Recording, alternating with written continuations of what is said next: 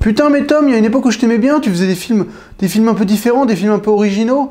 Putain, mais là, c'est horrible, quoi. Bonjour à tous, je suis Critique Masqué, et bienvenue dans cette critique à chaud de La Momie, le film de 2007, le premier film du Dark Universe de Universal, qui va être en fait un espèce de reboot remake du Universal Monster. Je m'y connais pas du tout dans ce niveau-là, j'en ai vu aucun, mais apparemment c'était des films de monstres dans les années 40-50, qui finissaient par être plus ou moins regroupés avec les différents monstres. Donc il y a la momie, il y a Dracula, Frankenstein, Dr Jekyll et Mr Hyde, les loups-garous, voilà, il y a plusieurs monstres. Ils en ont fait un univers, je ne connais pas du tout. J'ai vraiment envie de découvrir l'original.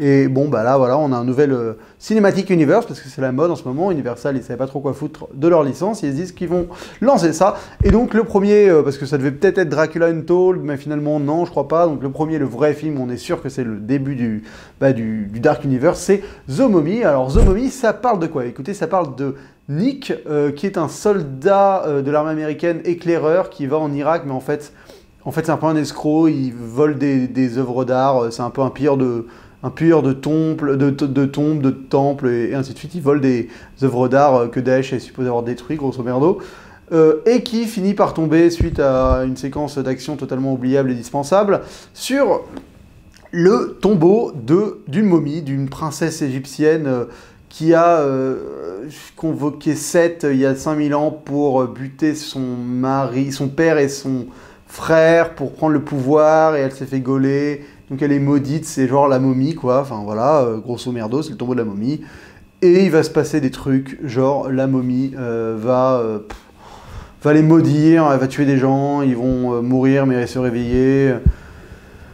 Et en fait, grosso merdo, il va découvrir qu'il y a une organisation secrète qui se charge de chasser le mal sur Terre, qui est plus ou moins dirigée par Dr Jekyll. Putain, c'est laborieux, hein. En fait, ce qui est horrible, alors je vais spoiler, je suis navré, il n'y a pas grand chose à spoiler, hein, il n'y a pas de révélation particulière, c'est vraiment mauvais, quoi. Ce qui est horrible, voilà, c'est que c'est vraiment le genre de film, c'est juste nul, en fait, mais c'est nul, c'est même pas genre nul énervant ou nul drôle, c'est juste dispensable, quoi. Juste, il n'y a rien, il n'y a pas d'idée, il y a rien. C'est pas de l'ordre, c'est du néant. Sur 2 heures, tu es là, tu regardes, et je te demande pourquoi tu regardes ce truc, quoi, qui n'apporte rien, n'a rien, de chez rien, quoi. Donc ça va être très difficile de faire une critique intéressante d'un produit aussi inintéressant, parce que, honnêtement, je vois pas trop ce qu'il y a à dire dessus, à part que il n'y a rien d'intéressant. Voilà. Donc l'histoire, elle commence par d'ailleurs une légende. Alors c'est un mec qui découvre des tombes de Templiers, et donc tu as Russell Crowe qui débarque, et il te sort une espèce de voix off où il te raconte la légende de la déesse égyptienne en question, là, enfin de la princesse égyptienne. Tu sais pas trop pourquoi, il y a cette voix off qui débarque, qui te raconte cette histoire. Ok, bon, bah au moins c'est sympa, hein, t'apprends un peu sur la mythologie qu'ils essaient de mettre en place. L'imagerie de l'Égypte fonctionne, hein, il y a des trucs plutôt sympathiques. La fille qui joue la momie, c'est une Française qui jouait dans Star Trek Beyond.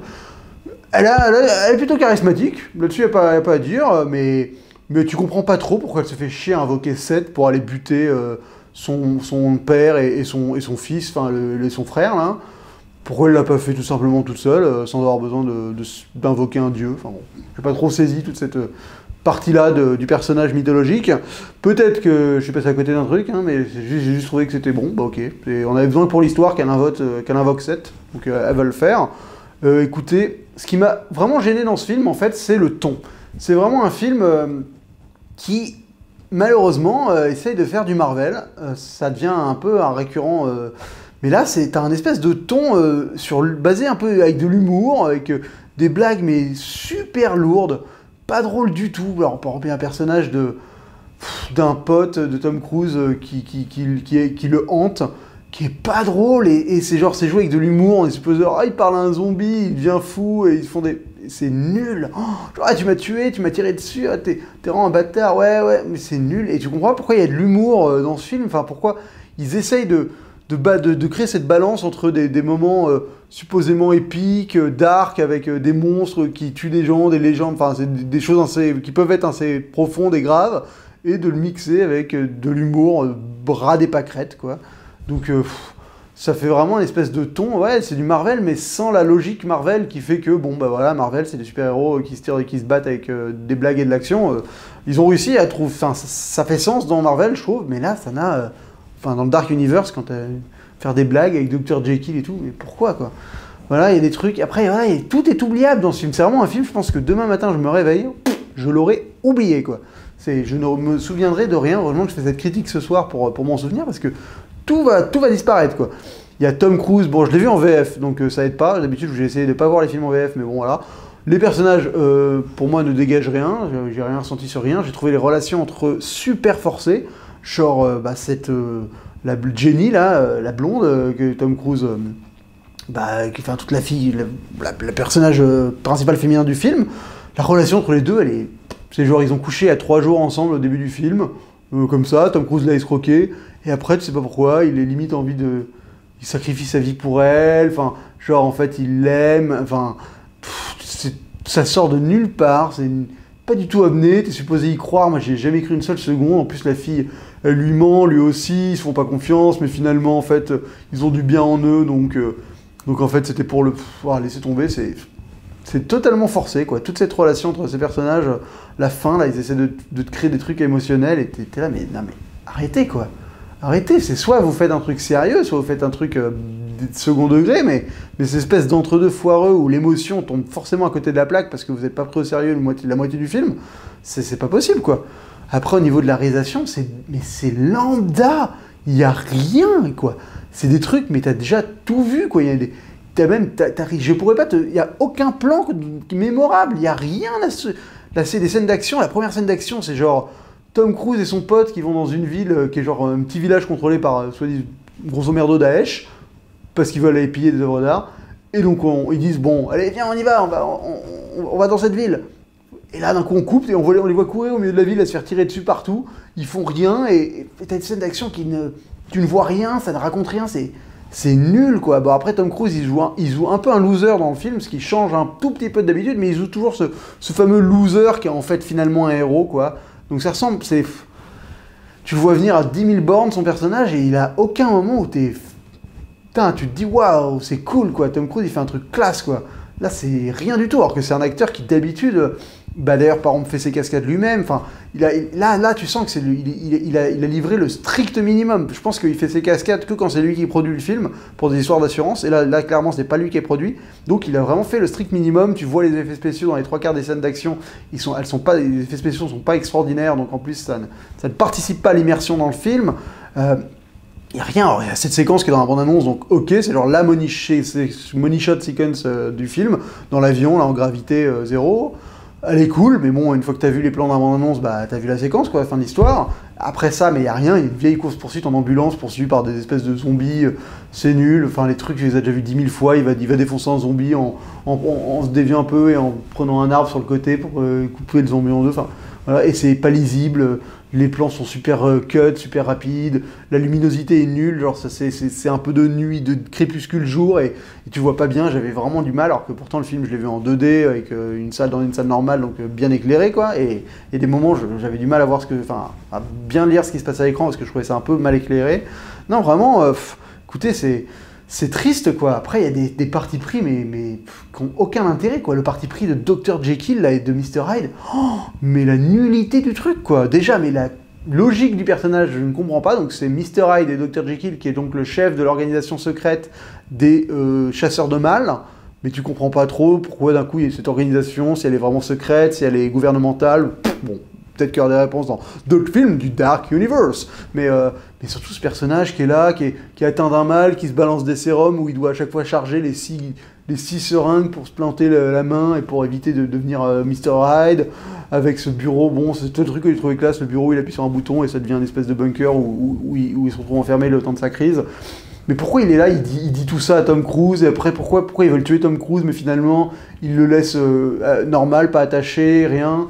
En mode, ouais, on va te tuer, bah oui, mais je te dis ça devant toi, comme ça, bah évidemment, le mec, il va se passer une brouille, quoi.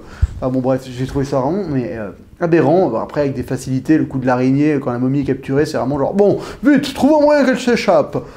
Créons-lui un pouvoir, sorti de nulle part, voilà, un insecte qui vient, peut contrôler tout le monde, et ça fout le bordel, et tout le monde s'en fout. Donc il n'y a que des trucs comme ça, mais c'est vraiment...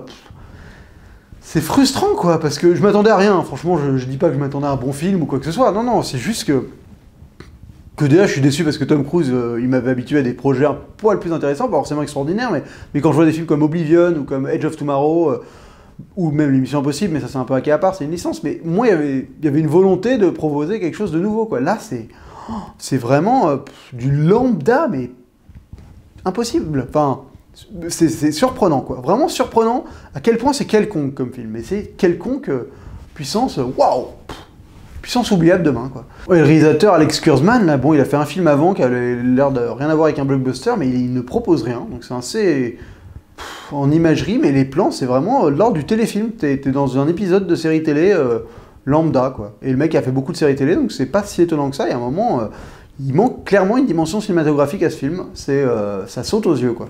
Après, voilà, alors, pour vite fait parler du Dark Universe, pourquoi pas, franchement. Bon, moi, je suis pas contre l'idée bon, de suivre la mode des univers cinématographiques, mais pourquoi pas un espèce d'univers sur des créatures comme ça. Franchement, je vois pas ce que ça peut donner d'intéressant. Je connais pas l'ancien, donc j'ai pas la référence. Mais là, si c'est que des films comme ça vaut même pas la peine, quoi. Enfin là, je suis même pas sûr d'aller voir le prochain. Enfin, alors que, pourtant, je vais essayer de voir tous ces films pour justement faire des critiques. Mais là, c'est vraiment le genre de film. Allez pas le voir au cinéma, honnêtement. Enfin, ça n'a aucun intérêt. N'achetez pas le DVD. Attendez vraiment qu'il passe à la télé, quoi. Enfin là, ça ne vaut pas le coup, quoi. Autrement que dans ces formats-là. Enfin, faut être honnête. C'est pas un film qui est intéressant, quoi. C'est vraiment un film totalement dispensable. Voilà. Donc c'est pas facile de faire une bonne critique sur un film totalement dispensable parce que justement la critique est tout autant dispensable que le film. C'est même pas un film qui m'énerve ou un film qui me fait rire de nullité, c'est juste le néant de rien, quoi. Voilà. Donc écoutez, je vais lui donner la note de 0,5 masques sur 5 parce que voilà, je lui mets pas 0 parce que c'est même pas ça mérite même pas 0, quoi. 0, c'est un film où je m'énerve parce qu'il y a un truc qui m'énerve, il y a vraiment un truc qui mérite une polémique, un truc. Là, c'est juste voilà, 0,5 masques sur 5. La note de merde. C'est juste de la merde. C'est comme ça. Voilà, écoutez, dites-moi ce que vous en avez pensé. Dites-moi si vous pensez vraiment que le Dark Universe a de l'avenir, si vous y croyez. Je sais pas. Voilà. Moi, j'ai vu Van Helsing il y a pas longtemps, que j'ai réévalué à la hausse, qui est vachement intéressant, le rythme ne s'arrête jamais, il y a plein de scènes d'action, et surtout au début, il y a un Dr. Jekyll et Mr. Hyde. Voilà, au moins, le mec a une gueule, quoi. Enfin, il y a une vraie proposition. Là, c'est genre un mec, c'est juste Russell Crowe avec des veines noires, quoi. C'est nul, mais c'est nul. Oh, aucun intérêt, quoi.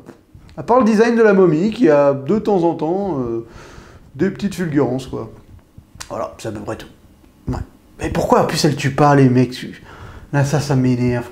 Quand vu que c'est les héros, faut pas qu'ils meurent tout de suite. Et donc, il y a plein de séquences où elle arrive à buter des gens en 3 secondes, mais la meuf et Tom Cruise, elle les bute pas, quoi. Elle fait joujou avec eux, elle les jette partout dans la pièce. Tu sais pas pourquoi. Alors que les mecs d'avant, juste, elle colle sa bouche, elle les tue en 5 secondes.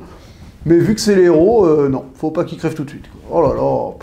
Ah, les trucs des Templiers à la fin qui revient, c'est nul. L'imagerie a aucun intérêt, alors que pourtant, ça pourrait être classe, quoi. Franchement, une armée de zombies Templiers, tu... Dit comme ça, ouais, mais vu dans le film, non. Voilà, non. Bon, voilà, écoutez, c'est tout pour cette critique.